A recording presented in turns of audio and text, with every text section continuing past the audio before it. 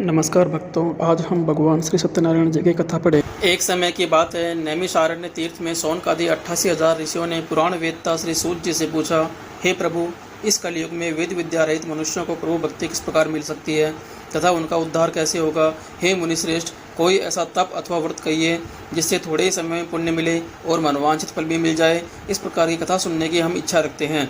सर्वशास्त्रों के ज्ञाता श्री सूत जी बोले, हे वैष्णवों में पूज्य, आप सभी ने प्राणियों के हित की बात पूछी है, इसलिए मैं एक ऐसे श्रेष्ठ व्रत को आप लोगों को बताऊंगा जिसे नारद जी ने लक्ष्मी नारायण भगवान जी से पूछा था और श्री लक्ष्मीपति ने मुनिश्रेष्ठ नारद जी से कहा था। आप सब इसे ध्यान से सुनिए। एक समय की बात है, योगीराज नारद जी दूसरों के हित की इच्छा से अनेक लोकों में घूमते हुए मृत्युलोक में आ पहुंचे। यहाँ उन्होंने अनेक योनियों में जन्मे प्राय सभी मनुष्यों को अपने कर्मों के अनुसार अनेक प्रकार के दुखों से पीड़ित देखा। उनका दुख देख नारद जी सोचने लगे कि कैसा यत्न किया जाए जिससे निश्चय ही इन सभी मनुष्यों के दुखों का अंत हो जाए। इसी विचार पर मनन करते हुए वे विष्णु लोक गए। वहाँ देवों के इस नारायण, जिनके हाथों में शंख चक्र गदा और पद्म थे तथा गले में वरमाला पहने हुए थे, देखकर स्तुति करने लगे। स्तुति करते हुए नारद जी बोले, हे भगवान, आप अत्यंत शक्ति संपन्न हैं। मन तथा वाणी भी आपको नहीं पा सकती है। आपका आदि मध्य तथा अंत भी नहीं है। निर्गुण स्वरूप सृष्टि के कारण भक्तों के दुखों को हरने वाले हो, आपको मेरा नमस्कार है। नारद जी से स्तुति सुनकर विष्णु भगवान बोले, हे मुनिश्रेष्ठ, आपके मन में क्या बात है? आपका किस काम के लिए यहाँ आगमन हुआ है? निसंकोच कहिए। इस पर मुनि जी बोले, मृत्युलोक में अनेक योनियों में जन्मे मनुष्य अपने कर्मों के द्वारा अनेक दुखों से दुखी हो रहे हैं। हे नाथ, यदि आप मुझ पर दया रखते हैं तो बताइए कि वो मनुष्य थोड़े से ही प्रयास से अपने दुखों से कैसे छुटकारा पा सकते हैं। श्री हरि बोले, हे नारद, मनुष्यों की भलाई के लिए तुमने बहुत अच्छी बात पूछी है। जिसके करने से मनुष्य मोह से छूट जाता है, वह बात मैं तुमसे कहता हूँ, उसे सुनो। स्वर्ग तथा मृत्युलोक दोनों में दुर्लभ एक उत्तम व्रत है जो महान पुण्य देने वाला है। आज मैं प्रेम व होकर तुमसे कहता हूँ। श्री सत्यनारायण भगवान का यह व्रत अच्छी तरह विधान पूर्वक करके मनुष्य तुरंत ही यहाँ सुख भोग कर मरने पर मोक्ष को प्राप्त होता है। श्री हरि के वचन सुनकर नारद मुनि बोले कि उस व्रत का क्या फल है, क्या विधान है और इससे पूर्व किसने यह व्रत किया था और किस दिन यह व्रत करना चाहिए, सभी विस्तार से बताइए। नारद जी की बात सुनकर श्री हरि बोले, दुख व शोक दूर करने वाला, यह सभी स्थानों पर विजय दिलाने वाला व्रत है।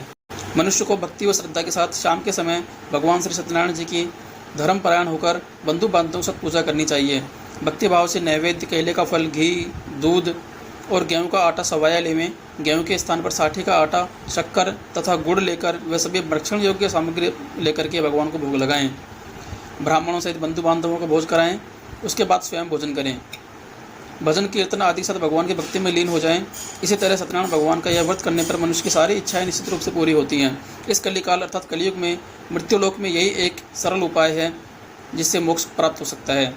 सूत जी बोले, हे ऋषियों, जिसने पहले समय में इस व्रत को किया था उनका इतिहास कहता हूँ, ध्यान से सुनो।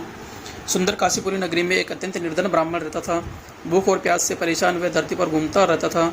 ब्राह्मणों से प्रेम करने वाले विष्णु भगवान एक दिन ब्राह्मण का वेश धारण कर उसके पास जाकर पूछा, हे विप्र, तुम नित्य दुखी होकर पृथ्वी पर क्यों घूमते हो? दीन ब्राह्मण बोला, मैं निर्धन ब्राह्मण हूँ, भिक्षा के लिए पृथ्वी पर घूमता हूँ। हे भगवान, यदि आप इसका कोई उपाय जानते हो तो बताइए। वृद्ध ब्राह्मण ने कहा, सत्यनारायण भगवान मनोवांछित फल देने वाले हैं, इसलिए तुम उनका पूजन करो। इस तरह इसे करने से मनुष्य सभी प्रकार के दुखों से मुक्त हो जाता है। वृद्ध ब्राह्मण बनकर आए सत्यनारायण भगवान उस निर्धन ब्राह्मण को व्रत का सारा विधान बतलाकर अंतर ध्यान हो गए। ब्राह्मण मन ही मन सोचने लगा कि जिस व्रत को वृद्ध ब्राह्मण ने करने के लिए कहा है मैं उसे अवश्य करूंगा। यह निश्चय करने के बाद उसे रात में नींद नहीं आई। सवेरे उठकर सत्यनारायण भगवान के व्रत का निश्चय करके भिक्षा के लिए चला गया। उस दिन निर्धन ब्राह्मण को भिक्षा में बहुत सारा धन मिला, जिससे बंधु बांधवों के साथ उसने मिलकर श्री सत्यनारायण भगवान का व्रत संपन्न किया। भगवान सत्यनारायण का व्रत संपन्न करने के बाद वह निर्धन ब्राह्मण सभी दुखों से छूट गया और अनेक प्रकार की संपत्तियों से युक्त हो गया। उसी समय से वह ब्राह्मण हर मास व्रत करने लगा। इस तरह सत्यनारायण भगवान के व्रत को जो मनुष्य करेगा वह सभी पापों से छूटकर मोक्ष को प्राप्त होगा। जो मनुष्य इस व्रत को करेगा वह सभी दुखों से मुक्त हो जाएगा। सूत जी बोले कि इस तरह नारद जी से नारायण जी का कहा हुआ है सत्यनारायण भगवान का यह व्रत मैंने तुमसे कहा। हे विप्रों, मैं अब और क्या कहूँ?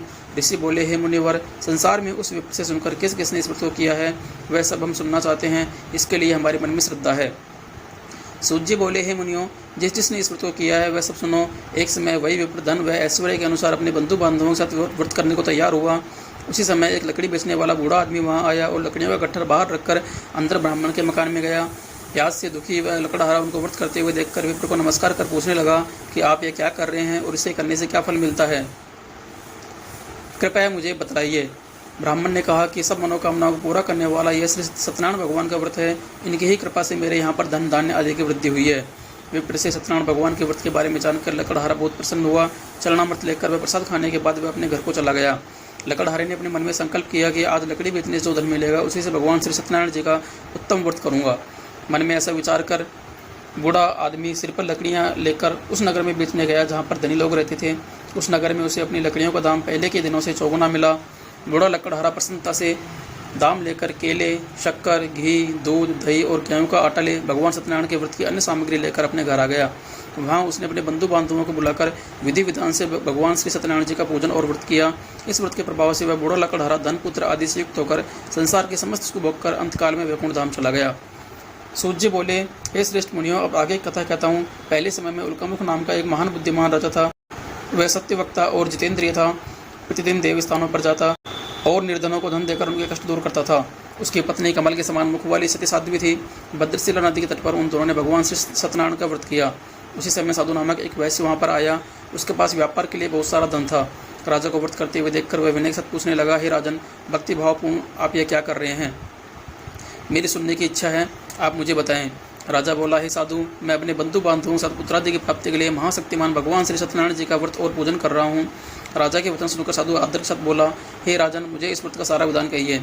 आपके कथनानुसार मैं भी इस व्रत को करूँगा। मेरी भी संतान नहीं है और इसी व्रत को करने से निश्चित रूप से मुझे संतान की प्राप्ति होगी। राजा से सारा विधान सुनकर व्यापार से निवृत्त हो वह अपने घर चला गया। साधु नामक वैश्य ने अपनी पत्नी से संतान देने वाले इस व्रत का वर्णन कह सुनाया और कहा कि जब मेरी संतान होगी तब मैं इस व्रत को करूँगा। साधु ने इस तरह के वचन अपनी पत्नी लीलावती से कहे। एक दिन उसकी पत्नी लीलावती आनंदित हो सांसारिक धर्म में प्रवृत्त होकर भगवान श्री सत्यनारायण जी की कृपा से गर्भवती हो गई। 10वें महीने में उसने एक सुंदर कन्या को जन्म दिया। दिनों दिन वह कन्या ऐसे बनने लगी जैसे शुक्ल पक्ष का चंद्रमा बढ़ता है। माता पिता ने अपनी कन्या का नाम कलावती रखा। एक दिन लीलावती ने मीठे शब्दों में अपने पति को याद दिलाया कि आपने भगवान श्री सत्यनारायण जी का जो व्रत करने का संकल्प लिया था उसे पूरा करने का समय आ गया है, आप वह व्रत करिए। साधु बोला, हे प्रिय, मैं इस व्रत को उसके विवाह के अवसर पर करूँगा। इस प्रकार अपनी पत्नी को आश्वासन देकर वह नगर को चला गया। कलावती पितृगृह में वृद्धि को प्राप्त हो गई। साधु ने एक बार नगर में अपनी कन्या को सखियों के साथ खेलता हुआ देखा तो तुरंत ही दूत को बुलाकर कहा कि मेरी कन्या के लिए सुयोग्य वर ढूंढ कर लाओ। साधु की बात सुनकर दूत कंचन नगर पहुंचा और देखभाल कर लड़की के लिए सुयोग्य वणिक पुत्र ले आया। सुयोग्य लड़के को देखकर साधु ने बंधु बांधवों से बुलाकर अपनी पुत्री का विवाह उसके साथ कर दिया। लेकिन दुर्भाग्य की बात यह कि साधु ने अभी भी सत्यनारायण भगवान का व्रत नहीं किया। इस पर श्री भगवान क्रोधित हो गए और श्राप दिया कि साधु को अत्यधिक दुख मिले। अपने कार्य में कुशल साधु नामक बनिया जमाता को लेकर समुद्र के पास स्थित रत्नसारपुर नगर में गया। वहाँ दोनों ससुर जमाता मिलकर चंद्रकेतु राजा के नगर में व्यापार करने लगे।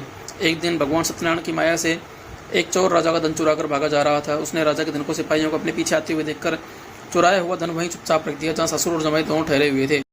राजा के सिपाहियों ने साधु वैश्य के पास राजा का धन रखा हुआ देखा तो वे ससुर जमाई दोनों को बांधकर प्रसन्नता के साथ राजा के पास ले गए और कहा, हम इन दो चोरों को पकड़ कर लाए हैं, आगे आप आज्ञा दें। राजा की आज्ञा से उन दोनों को कठिन कारावास में डाल दिया गया और उनका सारा धन भी छीन लिया गया। भगवान श्री सत्यनारायण के श्राप से साधु की पत्नी भी बहुत दुखी हुई। घर में जो धन रखा हुआ था उसे चोर चुरा कर ले गए। शारीरिक और मानसिक पीड़ा तथा भूख प्यास से अति दुखित होकर अन्न की चिंता में कन्या कलावती एक ब्राह्मण के घर गई। वहाँ उसने श्री सत्यनारायण भगवान का व्रत होते हुए देखा और कथा भी सुनी। वह प्रसाद ग्रहण कर रात को वापस घर आई। माता ने कलावती से पूछा कि पुत्री अब तक तो कहाँ थी और तेरे मन में क्या है? कलावती ने अपनी माता से कहा, हे माता, मैंने एक ब्राह्मण के घर में श्री सत्यनारायण भगवान का व्रत होते हुए देखा है। कन्या के वचन सुनकर लीलावती ने भगवान के पूजन की तैयारी करने लगी। लीलावती ने परिवार और बंधुओं से भगवान श्री सत्यनारायण जी का व्रत और पूजन किया और वर मांगा कि मेरे पति और जमाई शीघ्र ही घर लौटाएं। साथ ही यह प्रार्थना की कि हम सभी का अपराध क्षमा करें। भगवान श्री सत्यनारायण जी इस व्रत से संतुष्ट हो गए और राजा चंद्रकेतु को सपने में दर्शन देकर कहा कि हे राजन, जिन दोनों वैश्यों को तुमने बंदी बना रखा है उन्हें प्रातःकाल ही छोड़ दो और उनका जो सारा धन तुमने लिया है उसे वापस कर दो, अन्यथा मैं तेरा धन, राज्य, पुत्र आदि सब नष्ट कर दूंगा। राजा से यह कहकर वह अंतर्ध्यान हो गए। प्रातःकाल सभा में राजा ने सबको अपना सपना सुनाया और फिर बोले कि दोनों वणिक पुत्रों को कैद से सभा में लाओ। दोनों ने आते ही राजा को प्रणाम किया। राजा मीठी वाणी में बोला, हे महानुभावों, भावी वस्तु में ऐसा कठिन दुख प्राप्त हुआ है, लेकिन अब तुम्हें कोई भय नहीं है। ऐसे कहकर राजा ने उन दोनों को नए वस्त्राभूषण पहनवाए और जितना उनका धन लिया था उससे दुगुना धन वापस दिया। दोनों वैश्य अपने घर को चल दिए। सूत जी बोले, वैश्य ने मंगलाचार करके यात्रा आरंभ की, अपने नगर को चल दिया। थोड़ी दूर जाने पर दंडी वेशधारी भगवान श्री सत्यनारायण ने उससे पूछा, हे साधु, तेरे नाव में क्या है? अभिमानी वणिक हंसता हुआ बोला, हे दंडी, आप क्यों पूछते हो? क्या धन लेने की इच्छा है? मेरे नाव में तो बेल और पत्ते भरे हुए हैं। साधु वैश्य के कठोर वचन सुनकर भगवान बोले, तुम्हारा वचन सत्य हो। दंडी महाराज ऐसे वचन कहकर वहाँ से दूर चले गए। कुछ दूर जाकर समुद्र किनारे जाकर बैठ गए। दंडी के जाने के बाद साधु नामक वैश्य नित्य क्रिया के पश्चात नाव को ऊंची उठी देखकर चंबा किया और नाव में बेल पत्ते आदि देखकर मूर्छित हो जमीन पर गिर पड़ा। मूर्छा खुलने पर वह अत्यंत शोक में डूब गया। तब उसका दामाद बोला कि आप शोक न मनाएं, यह दंडे का श्राप है, इसलिए हमें उसके शरण में चलना चाहिए, तभी हमारी मनोकामना पूरी होगी। दामाद की बात सुनकर वह दंडे के पास पहुंचा और अत्यंत भक्तिभाव से नमस्कार करके बोला, मैंने जो आपसे असत्य वचन कहे थे उसके लिए मुझे क्षमा कर दें। ऐसे कहकर महान शोकातुर होने लगा। तो दंडी भगवान बोले, हे वणिक पुत्र, मेरी आज्ञा से बार बार तुम्हें दुख प्राप्त हुआ है, तुम मेरी पूजा से विमुख हुआ है। साधु बोला, हे भगवान, आपकी माया से ब्रह्मा आदि देवता भी आपके रूप को नहीं जानते, तब मैं अज्ञानी भला कैसे जान सकता हूँ। आप प्रसन्न होइए, मैं अपनी सामर्थ्य के अनुसार आपकी पूजा करूँगा, मेरी रक्षा करो और पहले के समान मेरी नौका को धन से भर दो। साधु वैश्य के भक्तिपूर्वक वचन सुनकर भगवान प्रसन्न हो गए और उसकी इच्छा अनुसार वरदान देकर अंतर्ध्यान हो गए। ससुर जमाई दोनों जब नाव पर आए तो नाव धन से भरी हुई थी। फिर वहीं अपने अन्य साथियों के साथ भगवान श्री सत्यनारायण जी का भोजन कर नगर को चल दिए। जब नगर के नज़दीक पहुंचे तो दूत को अपने घर पर खबर करने के लिए भेजा। दूत साधु की पत्नी को प्रणाम करके कहता है, मालिक अपने दामाद सहित नगर के निकट आ गए हैं। दूत की बात सुनकर साधु की पत्नी लीलावती ने बड़े हर्ष के साथ भगवान श्री सत्यनारायण जी का भोजन पूरा किया और अपनी पुत्री कन्या कलावती से कहा कि मैं अपने पति के दर्शन को जाती हूँ, तो कार्य पूर्ण कर शीघ्र आ जाना। परंतु कलावती प्रसाद छोड़कर अपने पति के पास चली गई। प्रसाद की अवज्ञा भगवान श्री सत्यनारायण रुष्ट हो गए और नाव सहित उसके पति को नाव पानी में डुबो दिया। कलावती अपने पति को वहां न पाकर रोती हुई जमीन पर गिर गई। नौका को डूबा हुआ कन्या को रोती हुई देखकर साधु दुखित होकर बोला, हे प्रभु, मुझसे या मेरे परिवार से जो भूल हुई है उसे क्षमा करें। साधु के दीन वचन सुनकर भगवान श्री सत्यनारायण प्रसन्न हो गए और आकाशवाणी हुई, है साधु, तेरी कन्या मेरे प्रसाद को छोड़कर आई, इसलिए इसका पति आदर्श हो गया है। यदि वह घर जाकर प्रसाद खाकर लौटती है तो इसका पति इसे अवश्य मिलेगा। ऐसी आकाशवाणी सुनकर कलावती घर पहुंचकर प्रसाद खाती है और फिर आकर अपने पति के दर्शन करती है। उसके बाद साधु अपने बंधु बांधवों सहित भगवान श्री सत्यनारायण जी का विधि विधान से भोजन करता है और इस लोक का सुख भोग कर अंत में वह स्वर्गलोक को जाता है। सूत जी बोले, हे ऋषियों, अब और भी कथा कहता हूँ, उसे भी ध्यानपूर्वक सुनो। प्रजापाल में लीन तुंगध्वज नाम का एक राजा था। उसने भगवान का प्रसाद त्याग कर बहुत दुख पाया। एक बार वन में जाकर वन्य पशुओं को मारकर लौट के पेड़ के नीचे आया। वहाँ उसने ग्वालों को भक्ति भाव से भगवान श्री सत्यनारायण जी का पूजन करते हुए देखा। अभिमानवश राजा ने तो वहाँ गया और न ही भगवान को नमस्कार ही किया। ग्वालों ने जब भगवान का प्रसाद उसके सामने रखा तो उसने प्रसाद भी नहीं खाया और अपने नगर को चला गया। जब वह नगर में पहुंचा तो उसने वहाँ देखा कि सब कुछ तहस नहस हो गया है, सब कुछ नष्ट हो गया है। शीघ्र ही वह समझ गया कि यह सब भगवान ने किया है। वह दोबारा ग्वालों के पास पहुंचा और विधि पूर्वक पूजा करके प्रसाद खाया तो भगवान श्री सत्यनारायण जी की कृपा से सब कुछ पहले जैसा ही हो गया और दीर्घ काल तक सुख भोगने के बाद मरणोपरांत उसे स्वर्ग की प्राप्ति हुई। जो मनुष्य इस परम दुर्लभ व्रत को करेगा, भगवान श्री सत्यनारायण की अनुकंपा से उसे धन धान्य की प्राप्ति होगी। निर्धन धनी और बंदी बंधन से मुक्त हो जाता है। संतानहीन को संतान प्राप्त होती है और सारे मनोरथ पूर्ण होने पर मनुष्य अंत काल में वैकुंठ धाम को जाता है।